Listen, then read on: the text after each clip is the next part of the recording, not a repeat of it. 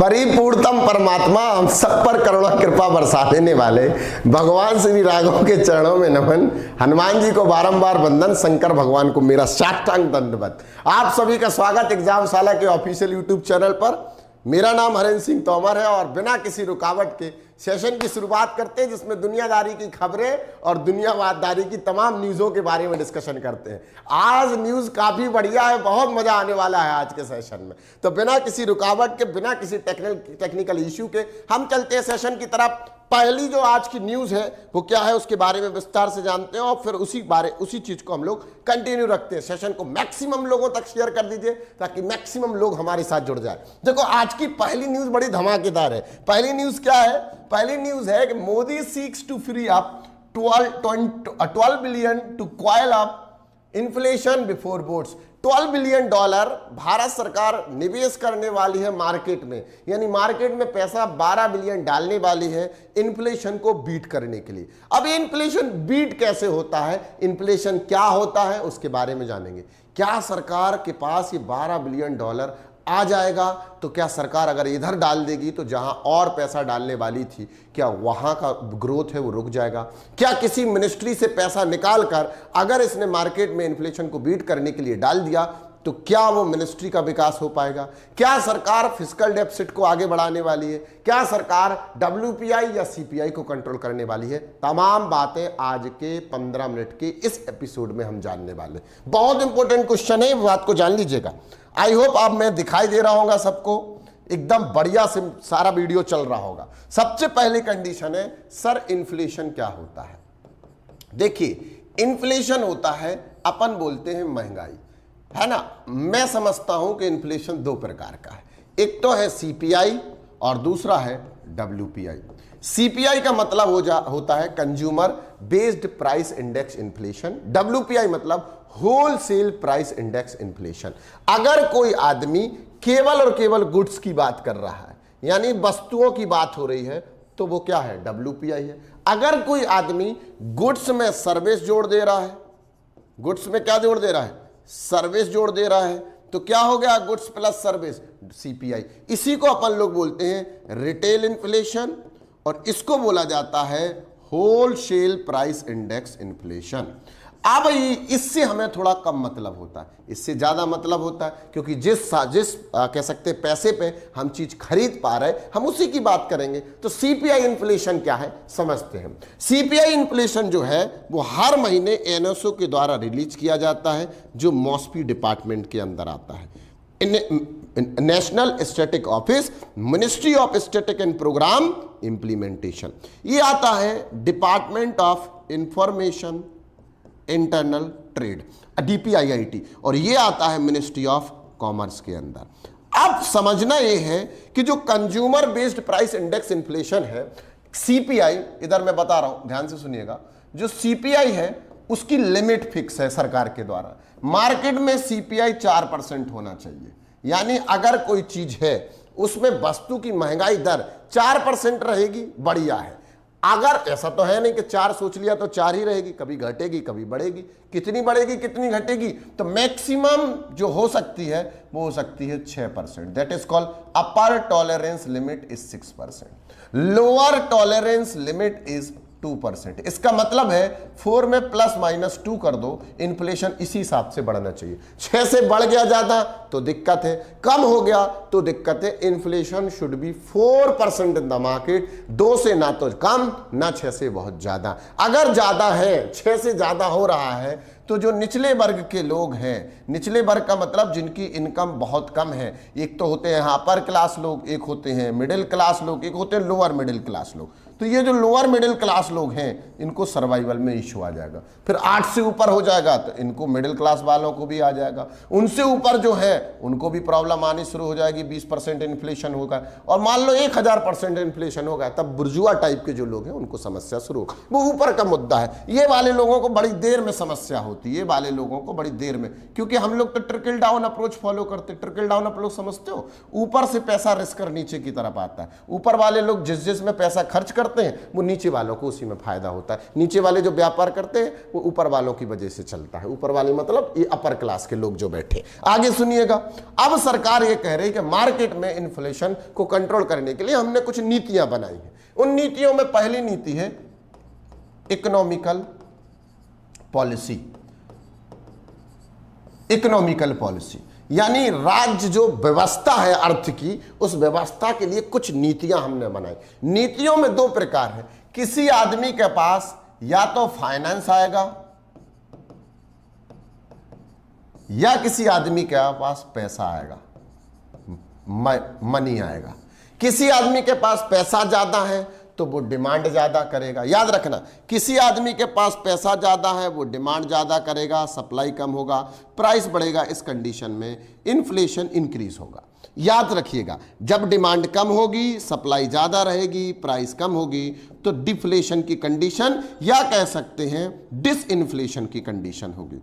Disinflation, हमारा mobile discharge होता है ना धीरे धीरे, तो ऐसा अगर मार्केट में पैसा ज्यादा है तो इन्फ्लेशन होना ही पड़ेगा, मतलब डिमांड ज्यादा होगी। और डिसइन्फ्लेशन का मतलब है, इसको अपन लोग रिफ्लेशन भी बोल सकते हैं। अगर इन्फ्लेशन मार्केट बढ़ रहा है तो इसको रिफ्लेशन बोल सकते हैं।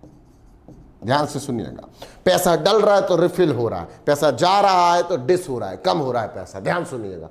अब जो मॉनेटरी पॉलिसी है, मौद्रिक नीतियां, लोगों के पास पैसा सबसे ज्यादा आता कहां से? पैसा आता है बैंक के माध्यम से। अगर आपको अचानक से आज कोई बड़ा बिजनेस करना है तो उसके लिए करोड़, 2 करोड़, 10 करोड़ की जरूरत होगी, वो बैंक से लोन ले लोगे, पैसा आ जाएगा, मतलब मॉनेटरी आ जाएगी। लेकिन लोन लेने के बाद जब काम शुरू करोगे तो उस पर बिजनेस टैक्स लगने वाला है, जिसको बोलते हैं प्रोडक्शन टैक्स। फिर एक प्रोडक्ट टैक्स लगेगा, फिर उस पर आपका कह सकते हैं प्रोडक्शन टैक्स हो गया, प्रोडक्ट टैक्स हो गया, और फिर उसके बाद आप पे वैट या सरचार्ज, जो भी तमाम या कह सकते हैं विंडफॉल टैक्स लगेगा। ये सारे टैक्स लगेंगे। वो टैक्स वाला पोर्शन यहां का है और यहां है पैसे वाला पोर्शन। इसीलिए किसी आदमी के पास ज्यादा पैसा ना पहुंचे, इसी के लिए पॉलिसी बनाएंगे, that is known as monetary policy. क्या बोला गया उनको?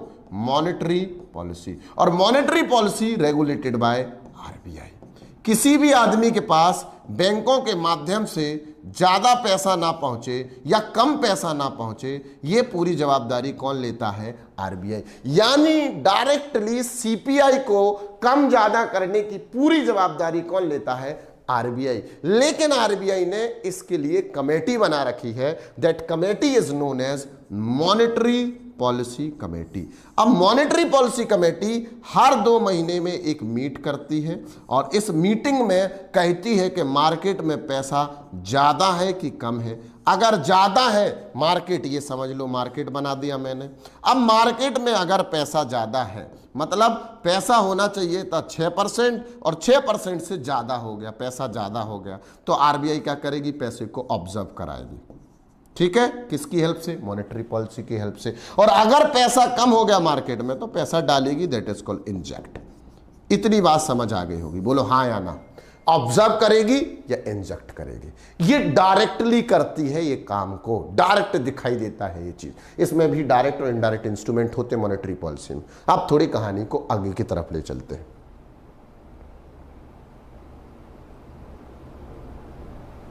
सर आपने ब्लू रे वाले, अरे ठीक है भैया, इसको पढ़ो यार, इतनी मेहनत इसमें हो रही है, तुम लोग कमेंट में लिख रहे कौन सा चश्मा पहने हुए, वो सब छोड़ो यार, इधर आ जाओ वापस।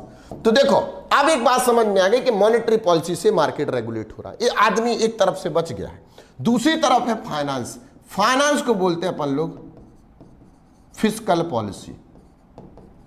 फिस्कल पॉलिसी मतलब regulated by government of India. Fiscal policy totally depend on taxation. अब एक बात समझो, अगर ये आदमी महीने का, एक एग्जांपल ले रहा हूं, 1000 रुपए कमाता है, एक एग्जांपल, ये 1000 रुपए कमाता है और ये 1000 रुपए का 10% टैक्स दे रहा है, यानी इसका 100 रुपया चला जा रहा है किसमें? टैक्स में। यानी अब ये खर्चा कितना कर पाएगा? केवल और केवल 900 रुपया। यानी मार्केट में ये ज्यादा डिमांड पुल 900 से नहीं कर सकता क्योंकि इसके पास पैसा नहीं है। अब अगर सरकार इस टैक्स को थोड़ा कम कर दे, टैक्स को कम कर देगी और मान लो उसने कहा कि नहीं भैया हम तो अब आपसे लेंगे, एक एग्जाम्पल मैं मान रहा हूं 1%। तो जिस आदमी के पास अब तक 900 रुपए बच रहे थे, अब 990 रुपए बचेंगे, और जिस आदमी के पास 990 रुपया बचेगा वो आदमी 990 रुपए की डिमांड करेगा, यानी 90 रुपए की ज्यादा डिमांड करेगा। और ये ज्यादा डिमांड, हमने फिर बताया, डिमांड बढ़ेगी, सप्लाई कम होगी, प्राइस रेज होगा और इन्फ्लेशन की कंडीशन बढ़ना शुरू हो जाएगी। एक कंडीशन पे आधारित है अभी ये पूरा।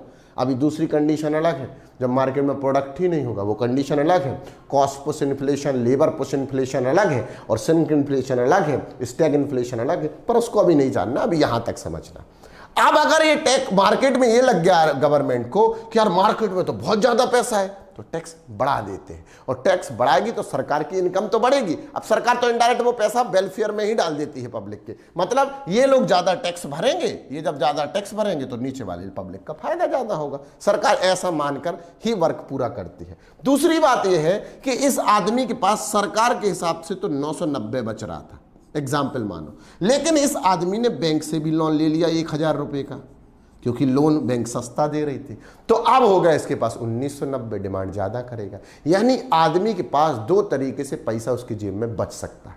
पहला तरीका है वो टैक्स कम पे करे, दूसरा तरीका है वो लोन लेना शुरू करे। और जब आदमी के पास ज्यादा जेब में पैसा बचेगा, आदमी ज्यादा डिमांड करेगा, और आदमी ज्यादा डिमांड करेगा, ज्यादा सप्लाई नहीं होगी, और ज्यादा सप्लाई नहीं होगी तो प्राइस शूट अप हो जाएगा, ऊपर उठ जाएगा प्राइस। क्लियर हुआ या नहीं? बोलो हाँ या ना। एक कंडीशन समझ आई? बोलो यस और नो कमेंट बॉक्स में। इतना डिटेल में कोई यूट्यूब पे नहीं पढ़ाता है, सब पेड कोर्सेज में पढ़ाते हैं। अपन पढ़ा रहे पूरा यूट्यूब पे आपको, ये फ्री में, कि भैया ये चीज तुम जान लो मार्केट में चल क्या रहा, फिर तुमको ये गवर्नमेंट का जो स्टेप है $12 बिलियन का, तुरंत पता चल जाएगा क्या है। जल्दी बताओ, समझ आ रहा? आगे चलते हैं। ये पूरी बात यहां तक क्लियर हो गई होगी। अब बात यहां कह रही गवर्नमेंट कि भैया देखो, आरबीआई ने हर महीने का सीपीआई रिलीज कर दिया, मतलब एनएसए ने रिपोर्ट दी और आरबीआई ने बताया कि इन्फ्लेशन मार्केट में कितना चल रहा। तो पूछे भैया कितना चल रहा, तो जून महीने में, हर महीने का आ रहा है ना इन्फ्लेशन, तो जून महीने में इन्फ्लेशन था 4.8%। इन्फ्लेशन सही था या नहीं, गलत बताओ, कमेंट बॉक्स में बताओ। अच्छा था, उसके पहले भी बढ़िया था। जुलाई मंथ में इन्फ्लेशन सीधा का सीधा ज्यादा शूटअप हो गया और हो गया 7.4%। आप देखो, इन्फ्लेशन जून महीने में तो कितना था 4.8%, और जुलाई महीने में कितना हो गया 7.4%, तुरंत क्रॉस कर गया अपर टॉलरेंस लिमिट। और ये लास्ट मई 2022 में ऐसा हुआ था। मई, जून, जुलाई, अगस्त, सितंबर, अक्टूबर, नवंबर, दिसंबर, जैन, फेब, मार्च, अप्रैल, मई, जून, जुलाई, यानी अगस्त, और अब ये रेशियो जो बढ़ने को आपको देखने को मिल रहा है, ये अप्रोक्सीमेटली 12 से 14 या 15 मंथ का गैप हो जा रहा है। और ये 15 महीने के बाद इतना हाइप देखने को मिला इन्फ्लेशन में, इतना हाइप अब तक नहीं हुआ था कि इतने जल्दी इन्फ्लेशन शूट कर जाए। हुआ क्यों? ऐसी बात समझते हैं। आरबीआई कह रही है कि भैया हमारा जो लेंडिंग रेट है वो तो ऑलरेडी महंगा है। मतलब समझो, हमने क्या कहा था, आदमी लोन कब ले पाएगा, जब लोन सस्ता होगा। यहां पर हम तीर बनाते हैं। आरबीआई ने तो अपना लेंडिंग रेट यानी रेपो रेट पहले ही महंगा करके रखा है 6.5%। अब इससे ज्यादा महंगा क्या करेंगे भैया? दूसरी कंडीशन यहां कह रहा है आरबीआई कि हमने तो अपना लोन रेट 6.5% पहले ही करके रखा, यानी बैंकें जो भी लोन कस्टमर को दे रही होंगी वो महंगा दे रही होंगी, तो कस्टमर लोन क्या ले रहा होगा, सस्ता, मतलब लोन कम ले रहा होगा। भाई एक बात बताओ, आपको महंगा लोन मिलेगा तो आप थोड़ी ना लोगे, आप तो वेट करोगे कि सस्ता मिले तो सस्ता लेंगे, नहीं मिलेगा तो कोई दिक्कत नहीं। इसका साफ मतलब है कि आरबीआई अपना पूरा काम ईमानदारी से कर चुकी थी। अब जुलाई की जो रिपोर्ट आई, उस रिपोर्ट में आरबीआई ने कहा कि हम अपने लेंडिंग रेट में परिवर्तन नहीं कर सकते।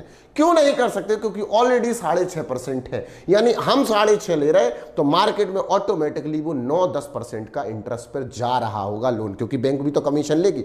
अब आरबीआई महंगा दे रही तो बैंक भी महंगा देगी, और जब बैंक महंगा देगी तो कस्टमर लोन कम लेंगे। अब कम लेंगे फिर भी इन्फ्लेशन बढ़ रहा है। अभी तो आप कह रहे थे पैसा ज्यादा होगा तभी इन्फ्लेशन बढ़ेगा।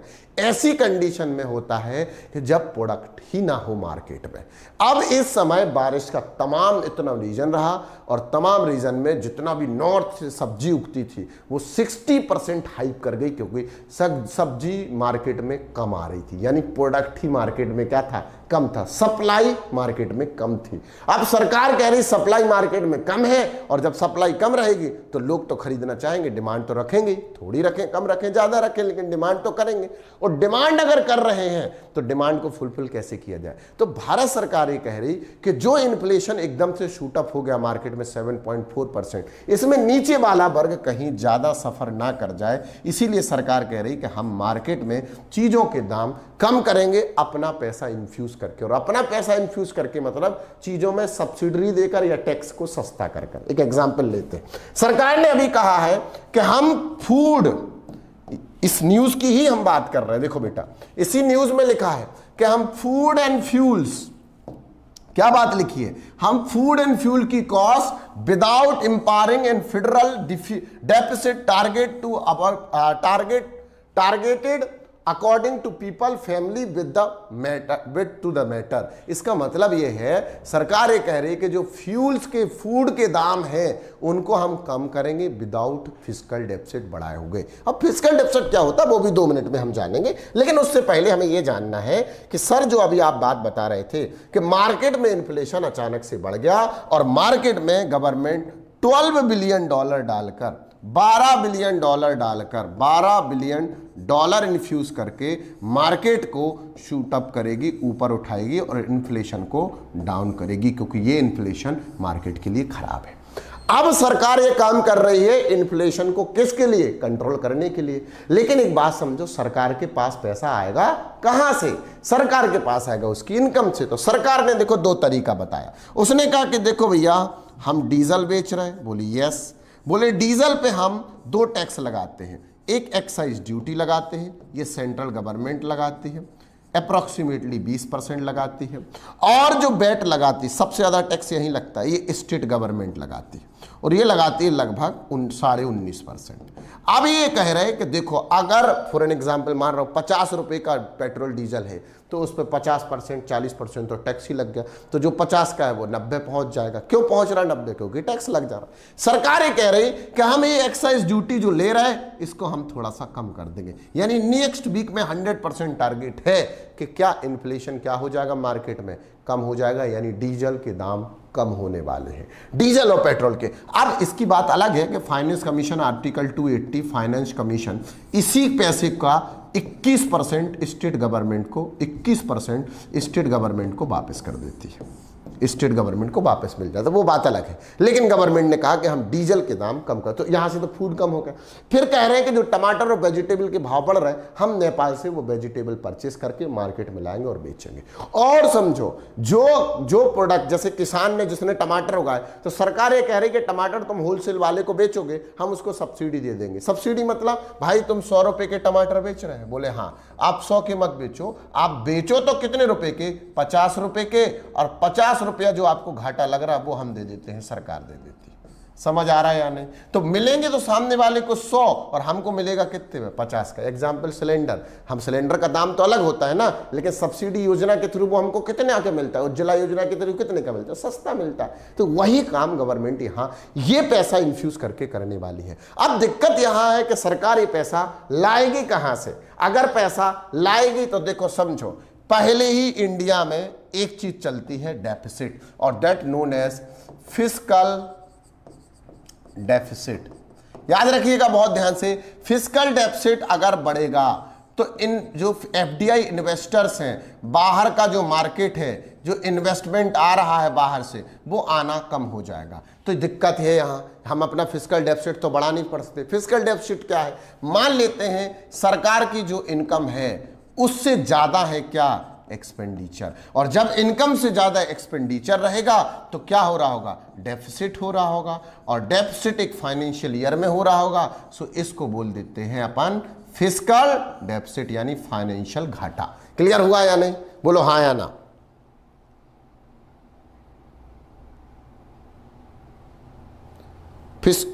ऑडिबल नहीं है क्या? बताइएगा कमेंट बॉक्स में, एम आई ऑडिबल और नॉट? तो चले आगे। तो ये समझ में आया फिस्कल डेफिसिट। अब सरकार ये कह रही है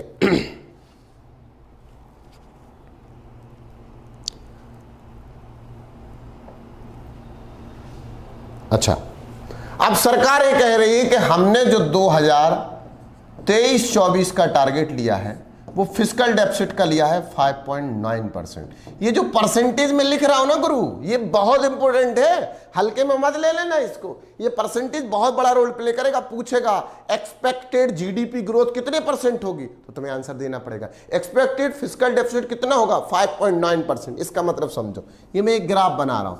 मैं ग्राफ ऐसे पहले भी ला सकता था। एक एग्जाम्पल मानता हूं, 2019 की बात करते हैं, तो फिस्कल डेफिसिट किस में था, तो हमने कहा कि ये इनकम की लाइन है हमारी, है ना, और ये अब हम एक्सपेंडिचर की लाइन बना रहे हैं। हमने कहा एक्सपेंडिचर यहाँ था, फिर 2020 आया, एक्सपेंडिचर ऊपर चला गया, 2021 आया और ऊपर चला गया, 2022 आया तो डाउन हो गया, क्योंकि ये तो इनकम है, इससे ऊपर एक्सपेंडिचर चल रहा है हमारे, हमेशा घाटे का बजट होता है। फिर इन्होंने कहा कि ठीक है, पहली साल इधर रहा, फिर इधर रहा, फिर इधर पहुंचा, क्योंकि उस समय इनकम नहीं हो रही थी, अब इधर आ गया। अब सरकार ने कहा हम इसको लेकर यहां जाएंगे, और इस गैप को आप बोल रहे हो fiscal deficit, that is 5.9। It means this is income ratio और this is a expenditure ratio. In example, we are earning 10 rupees and the expenditure is 15.9%. then expenditure ज्यादा इनकम कम, तो लॉस कितने का हो रहा, 5.9% का। क्लियर हो गया होगा, इस ग्राफ से समझ आई होगी चीजें। आगे चलते हैं। ये डेफिसिट भी ना बढ़े, अगर ये डेफिसिट बढ़ा तो एफडीआई नहीं मिलेगा, फॉरेन मार्केट जो आ रहा होगा उस पर इंप्रेशन खराब पड़ेगा, एफडीआई भी ना बढ़े और पैसा भी आ जाए, तो पैसा कहां से आएगा। एक बात समझो, अगर सरकार अपना टैक्स कम करेगी तो इनकम कम हो जाएगी, और इनकम कम हो जाएगी तो ऑब्वियसली बनी बात है, एक्सपेंडिचर तो पहले ही ज्यादा है, इनकम और कम हो गई, तो फिर डेफिसिट का मान लो इसमें 1 रुपये कम आने लगा तो 6.9 हो जाएगा। सरकार कह रही ना इसको बढ़ाएंगे, तब क्या करेगी सरकार ने, ये डेफिसिट पहले से हो नहीं गया, ये माना है कि इतना करेंगे। इसका मतलब क्या होता है समझो, सरकार का जो बजट था उस बजट में सरकार ने पैसे को एलोकेट किया होगा कि हम इस बार प्रधानमंत्री आवास योजना में एग्जाम्पल 1000 करोड़ रुपए इन्फ्यूज करेंगे। अब सरकार कहेगी अब 1000 नहीं करेंगे भैया, अब तो 900 करेंगे। समझ आ रहा। तो एक तरीका तो यह है कि पैसा जो बजट में जिस स्कीम के लिए जितना एलोकेट हुआ था उसमें से थोड़ा सा निकालकर यहां इन्वेस्टमेंट करेंगे। क्लियर हुआ? बोलो हाँ या ना, जल्दी बताओ हाँ या ना। और यहां एक बात और पता चली कि जो आरबीआई है वो तो गवर्नमेंट का है, तो आरबीआई जो गवर्नमेंट का है तो आरबीआई के पास जो प्रॉफिट हो रहा होगा, और प्रॉफिट हो रहा होगा तो वो गवर्नमेंट को देगी। तो आरबीआई ने बताया कि इस बार हम $12 बिलियन गवर्नमेंट को एज आ डिविडेंड देने वाले हैं। डिविडेंड को बोलते हैं अपन हिंदी में लाभांश देने वाले हैं।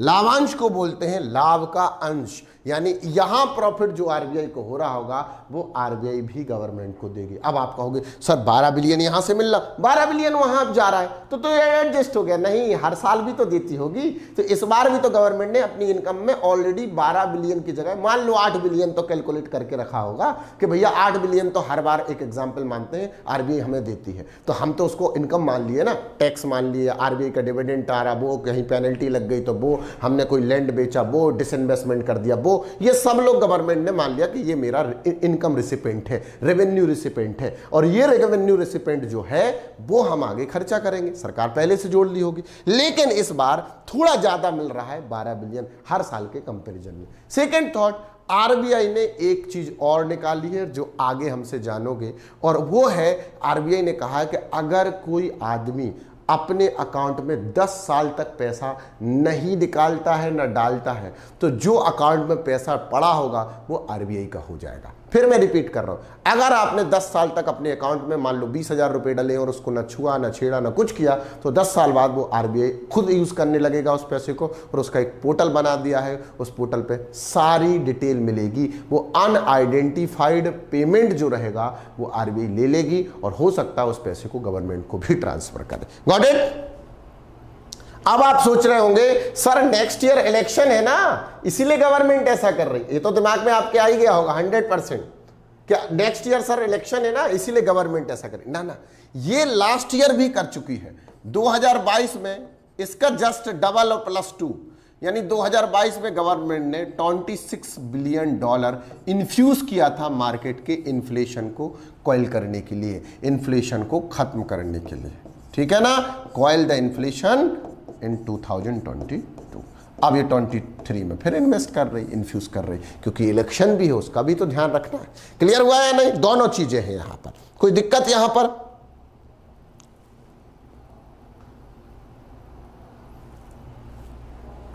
चलो, आई होप ये बात आपको बहुत अच्छे तरीके से दोस्त क्लियर हुई होगी। अगर हुई है तो कमेंट में ऐसी वो आग छोड़ दो, आग, है ना।